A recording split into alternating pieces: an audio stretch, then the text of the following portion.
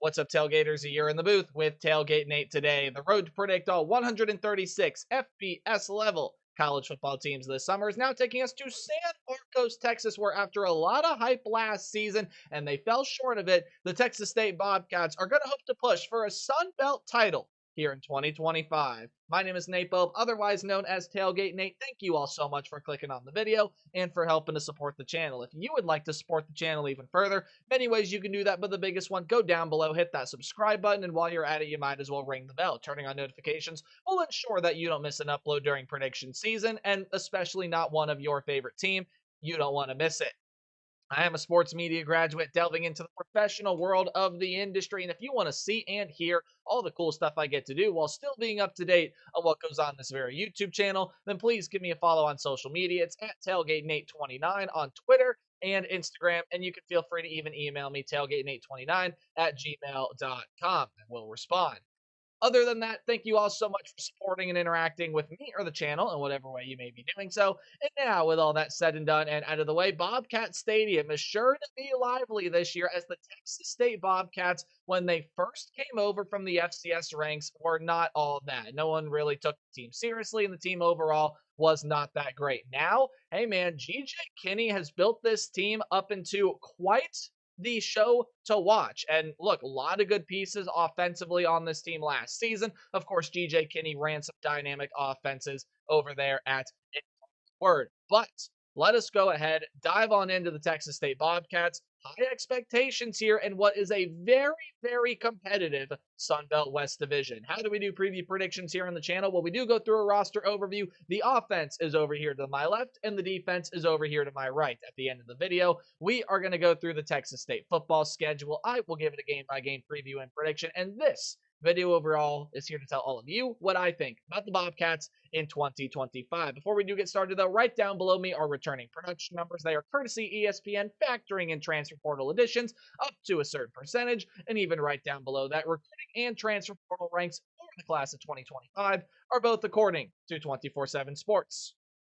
All right, let's start talking about the players that are going to be going on the field for the Bobcats this year. We start with the offense as per usual. Landon Keppel has been moved up to the offensive coordinator role this season after being an assistant wide receivers coach a season ago. It is his show to run offensively this season as the Arkansas native. Jordan McLeod, let's start with the quarterback position. The former James Madison Duke is now gone, and he really was dynamic for this Bobcat offense. 3,227 yards, 30 touchdowns, 13 interceptions was a little bit of a problem, but did provide some good value on the ground as well. 278 yards and 7 touchdowns on 3.8 yards per carry. Aside from one other name, he did lead the team in rushing touchdowns a season ago, so I guess technically you could say he was second. And this is the Texas State team that I had talked about in videos before, having Giovanni McCoy to probably end up being that starting quarterback. Didn't work out for him at Oregon State last year. It has come to my attention, and I do apologize for the error. I should have noted this a while ago. He is not with Texas State. He is off and transferred to Temple. He was with the Texas State program and was excited to get into the offense, probably was going to end up starting, and maybe something happened, and so he is off to Temple. So the two guys that are going to be battling it out for this starting quarterback position are Nate Yarnell, a Pittsburgh transfer, as well as Holden Gariner, who's an Auburn transfer. Now, Yarnell has plenty more playing experience than Gariner does. Yarnell last year, 1,056 yards, 10 touchdowns, and 5 interceptions. That was the most he had ever played in a single season in his collegiate career, and not a guy that's going to get outside of the pocket and run. However, you take a look at Holden Gariner, again, not a guy that's proven to get outside of the pocket yet, but we don't really know what he's about at the collegiate level. He has thrown only a career high in the season, 15 passes for Auburn back in 2023, and that did not go over well for him. But he does have the advantage of playing in multiple different systems there with the Auburn program, while Nate Yarnell has played for one. And it's a very old, yet still very good system with Pat Narduzzi. Really, I would say take your pick on who to start for the quarterback position this year. I would lean personally towards Nate Yarnell because of the playing experience side of things. He has had more meaningful pass attempts in games and was one of the lead guys in terms of almost upsetting Clemson last season. So I would go with Nate Yarnell. That's my personal decision. Obviously, Landon Keppel, GJ Kinney, and the coaching staff are going to make their own decision on what they feel is best for the team. I got a feeling it's probably going to end up being Yarnell that gets the starting job. You do lose quite the stud in the backfield. Your star running back in Ismail Mahdi is no longer with the team. He is sent off and transferred. He has now gone over to the Arizona Wildcats, and I love that pickup for Arizona. You obviously hate the loss for this Texas State program. Mahdi really exploded in 2023, where he rushed for 1,300 yards, 10 touchdowns, and has always been a viable receiving option out of the backfield. Last year, rushing 991 yards, 4 touchdowns on 5.4 yards per carry. Diminishing returns from what you saw out of him in 2023, but the upside is there and the talent cannot be denied. However, you still have a solid duo coming back. Lincoln Pear was the leader in touchdown runs last season. 554 yards and 8 touchdowns. Again, that led the team. And then this dude and Torrance Burgess led the team in yards per carry last season among qualified rushers. 6.1 yards per carry with 2 touchdowns and 367 yards. So again, even though it really sucks to lose a star and a guy that I think is really talented in Ismail Mahdi, a guy that can definitely affect the game both from a rushing and receiving standpoint, you still get Lincoln Pear and Torrance Burgess. Both of those guys pretty darn solid, and Lincoln Pear is a guy that I actually think is really good. He can affect the game out of the receiving room as well. Speaking of the receiving room, top 3 wideouts, all off and gone. Jaden Williams, 807 yards and 7 touchdowns. He is gone off the team from last year. Joey Hobart, 680 yards and 8 touchdowns for him a season ago, and he exploded in 2022 with Utah Tech, where he had 16 receiving touchdowns in the season and was a really good wide receiver over the past couple of years for this Texas State team. And then again, that third leading receiver was Cole Wilson. He did enter the transfer portal, 630 yards and 4 touchdowns for him last year after 8 touchdowns in 2023. Cole Wilson is going over to Baylor, and I believe, to my knowledge, the other two have since moved on and graduated. However, you do get Chris Don coming back. Chris Don is a big returning piece here in a room that also sees a lot of depth leave here as well. So being able to get Chris Don back, I think, is a huge boost to this wide receiver room. 418 yards and 6 touchdowns. Still good producer on this team last year, but a lot of this wide receiver room, it's built up through the transfer portal. Maven Anderson, he's coming in from California. You have Tyron Smith, who is coming over from Cincinnati, formerly of UTEP, where he was a pretty good, solid player over there. Shamar Kirk, Drew Edwards, those are other guys that enter through the portal, and I don't think the wide receiver room is as talented as it was last season. However, the offense can still move because I think the system is really good, and you look at the tight end room, well, Titus Lyons is going to be taking over the top tight end spot. You do have a transfer in Ty Stamey also coming in to this program, but there will be a new lead tight end. It will be Lions after the likes of Connor Fox has gone off the team as well. He was the lead tight end last year. It's a team that utilizes a whole lot more receivers than they do tight end, but they can still factor into the offense in some pretty nice ways. 3 starters gone off of this offensive line, but experience is still going to shine as 4 out of the 5 projected starters are going to end up being seniors this year. Now, again, those are projected starters, and they really don't have many big transfer portal additions coming in. In fact, the one that maybe could help affect this team, and Lysander Moolo, hopefully I said that last name right. He is transferring in here to this program from Syracuse, and very well might be the backup at the left guard position. The only guy that's not a senior is that right tackle in Sully Burns as far as projected starts go. But you got a ton of really good talent, especially Talek Lockett at the right guard position. Really good talent on this offensive line. And again, even though you're replacing a lot, the system is really good. I still like a lot of the pieces offensively, and I think Nate Yarnell can be a solid quarterback. Do I think he can be as dynamic as what Jordan McLeod was last year, or as what Giovanni McCoy could have been for this team, and as what Cam Ward was for the G.J. Kinney system at Incarnate Word? No, I do not think so. However, I do think he can run the offense really, really well. I think they got a good running back room, did well in the transfer portal with receivers and that tight end transfer in Ty Stamey. And the offensive line, despite losing some starters, you still got some really good pieces there. Dexter McCoyle is your defensive coordinator. As now we dive on into the defensive side of the ball. It is quite simple as this. The front lines really need some consistency. This team really struggled to win games when the run defense really struggled. The secondary has its own issues. They can get that figured out there as well. Pass rush was pretty solid last year, upwards of 30, maybe even 35 sacks last year, 36 to be exact. So there you go, a little bit more than even what my brain was thinking. That's why you have the stat sheet in front of you. Last year, though, great start defensively to the GJ Kinney era, and I do think they can grow and will grow from this point forward. Good depth, but most notably, Steven Parker on the defensive line is going to be gone. Steven Parker did have 5 sacks a season ago, so that is going to be a pretty big loss here on this front line. However, you do get some sack leaders and top edge rushers such as Jolazon Landry and Khalil Alexander. Both of those guys are coming back. Khalil Alexander did have 6.5 sacks with 40 tackles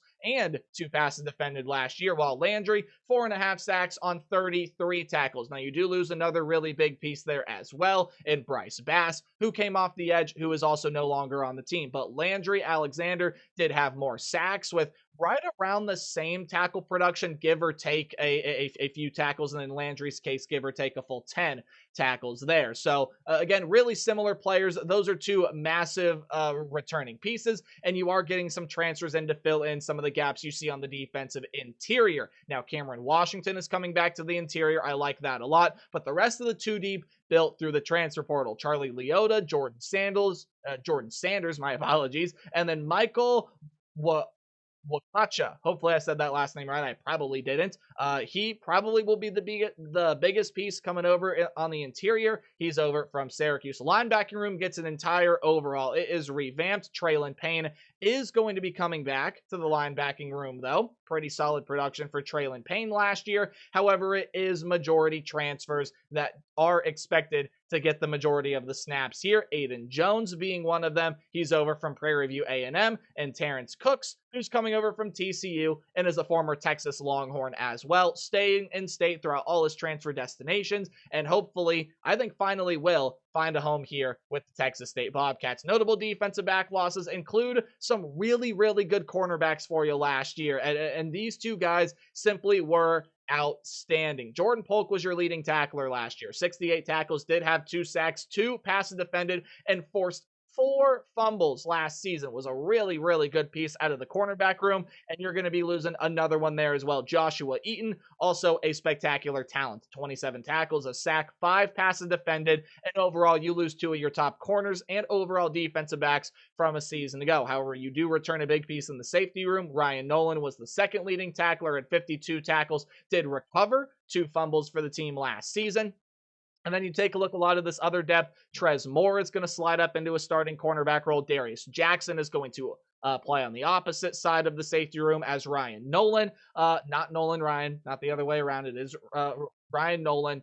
Easy way to tell them apart between, of course, one of the best pitchers of all time and a safety here on Texas State, who's also really good in his own right. Kamari Terrell and Chase Davis. Those are some names you get in through the transfer portal, as well as a ton of good depth pieces. Malik Willis, again, not to be confused with the former Liberty and now NFL quarterback. He's a Campbell transfer. And then Jaden Rios in as well. Those are 2 corner transfers that enter here to, again, fill the need and fill the depth that you lose with Polk and Eaton, as well as some other pieces that I didn't mention that enter through the portal. Your kicking room is revamped, but a punter in David Nunez does return. Who knows who the kicker is going to be this season? There's your special teams report, because kickers are people too. Talked in lengths about the offense defensively. Again, great start under GJ Kinney, but I want to see it grow. You had great sack production last year, and overall you forced 18 turnovers. Not bad, but you do have some really big shoes to fill, especially in that secondary room. I think the front, or I should say secondary and that linebacking room as well. A lot of top tacklers and things are also gone. This is a defense that I do think can have some pretty high upside and be scary, but it's got to be able to find some ways to come together. Let's now take a look at the Texas State 2025 football schedule. It sits over here to my left. Before we dive on into this, you'll look down below me, FanDuel odds, again, courtesy of FanDuel. They provide some good context, not me telling you to go place your money. Of course, you do what you want with your money. I'm not one to give out expert betting advice because I am not an expert in that department. So you do what you want with your money, but it just does provide some good context to how good the odds makers think Texas State is going to be this upcoming season. Hey, plus 650 odds to go win the conference. That is tied for second with South Alabama, team that is in their division. And you got a lot of other tough teams in the division as well. We'll talk about them when we get there. And plus 1,800 odds to get into the college football playoff.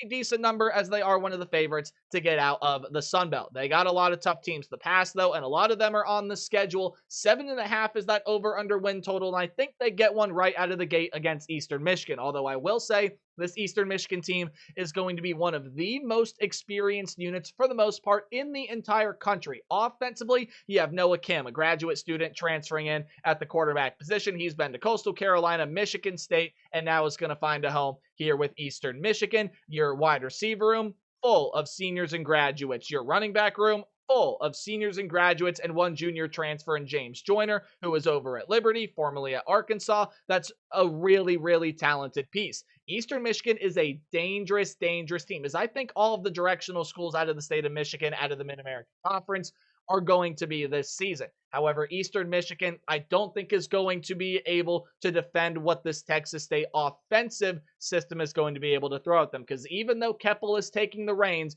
GJ Kinney will still have a lot of input on what goes into this team offensively. And I just don't know that Eastern Michigan has especially the secondary pieces overall to be able to defend what Texas State can throw at you.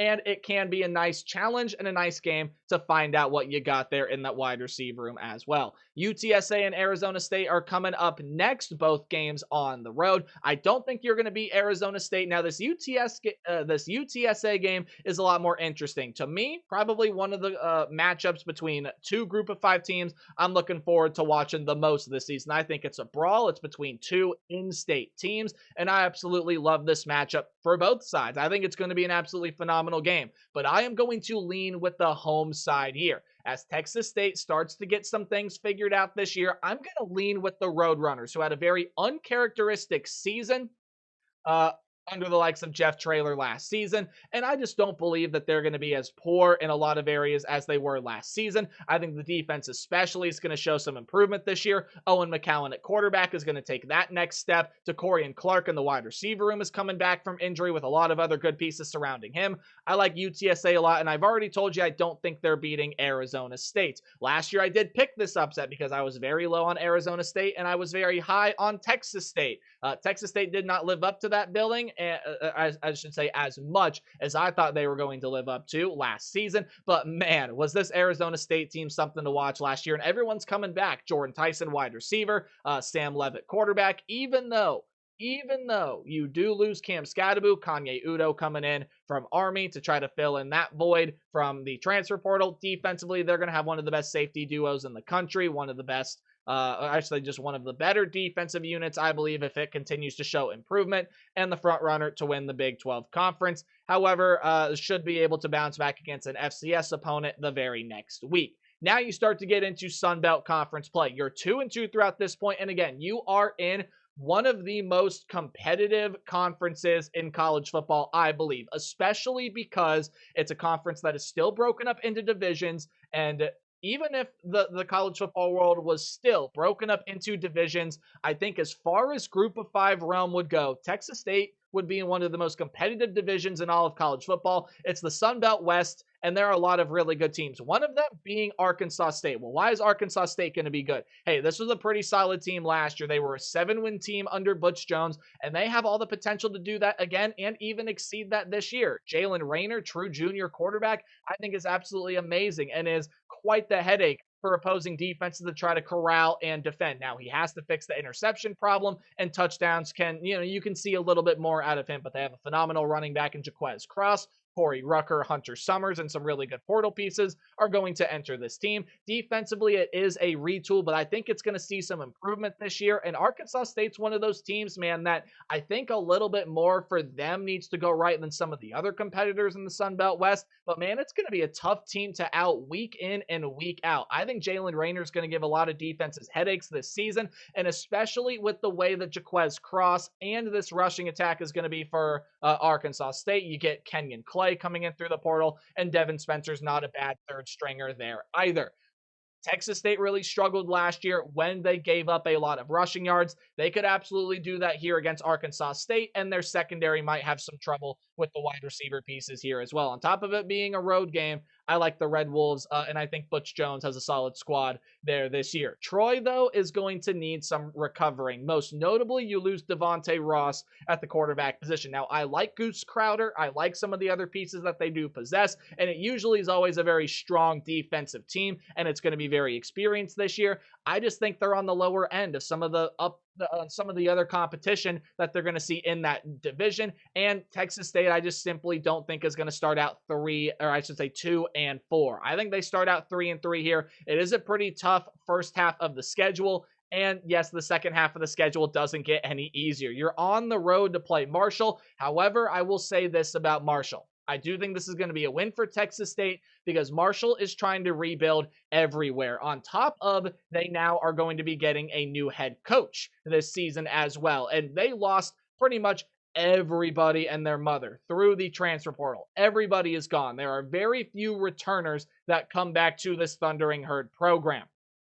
And again, it leads to a team that is going to not only have an entirely new system, but just an entirely new roster. So there are a lot of questions. And while I think Marshall did out pretty well with what they were able to get in the transfer portal, I just see them having a lot of struggles at points this season. And Texas State, being one of the more talented teams in the conference, will be able to take it to what Marshall wants to do this year. Then you get the bye week, and it can't come at a much better time because then you get James Madison. This is one of the odd middle of the week games here. It comes really early on a Tuesday, and this might be game of the year in the Sun Belt Conference. This is going to be an extremely, extremely important game, but you know what? I think Texas State is able to win it.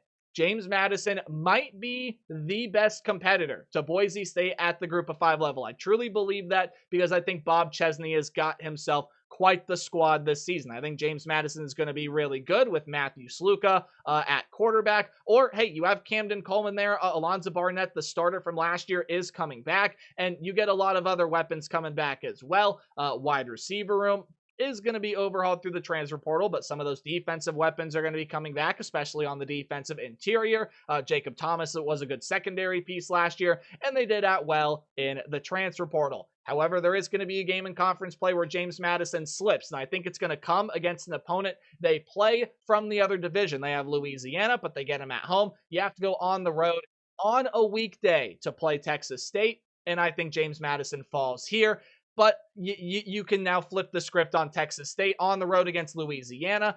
You want to pick a team out of the Sun Belt to really emerge this year. Louisiana also very well could be that team, along with the Texas State team that we are predicting here today. The Raging Cajuns get Walker Howard at the quarterback position. Top two rushers in Zylan Perry and Bill Davis are both coming back. Really good wide receiver pieces. Defensively, front seven, it's going to be stacked. And you bring in some good secondary transfers. While you don't bring in a lot of quantity, the quality, I think, is there with what you bring in through the transfer portal. And again, Louisiana, you could argue this is the top team in the division coming into this season, and they were the representative on the Sun Belt Conference Championship game a season ago. However, the rest of the way, you get two games here that I feel pretty comfortable about Texas State winning on the road against Southern Miss. That was one of the worst teams in FBS last season, and while I do think there is improvement to be had with Southern Miss this year, I believe Braylon Braxton coming in to be that quarterback, and he's going to see some improvement in that offense here with this Golden Eagle team. I just don't know that it improves enough to be able to compete with a talented team like Texas State.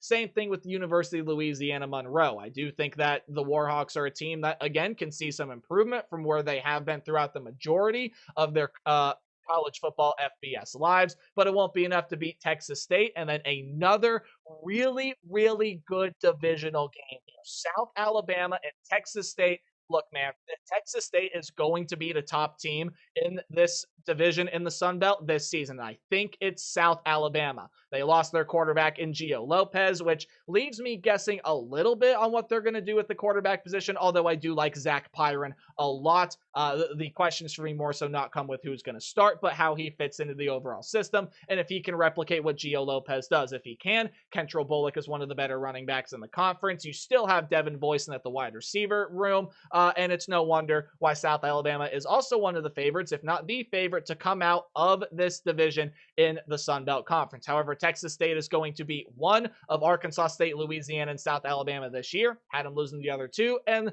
South Alabama the only one they get at home. So 8-4, 6-2 here in conference play. It really is a crapshoot in this division. That 6-2 very well could be good enough to get into the Sun Belt championship game, depending on how tiebreakers and things work out. And that 6-2 could not be good enough because South Alabama could go on a tear, Louisiana could go on a tear, Arkansas State could go on a tear. I think all three of those teams are capable of coming out of that division. But what I will say about this Texas State team, in the coming years, as GJ Kinney gets his system more and more enveloped and gets his staff more and more in line, if he is here for the long haul, this is the Bobcat team that's going to see some great success for years to come, this year being one of them. They'll improve off of where they were from last season. That'll do it for the Bobcats, but let me know what you think in the comment section below, and remember to play hard but tailgate harder. See y'all in the next video. Goodbye.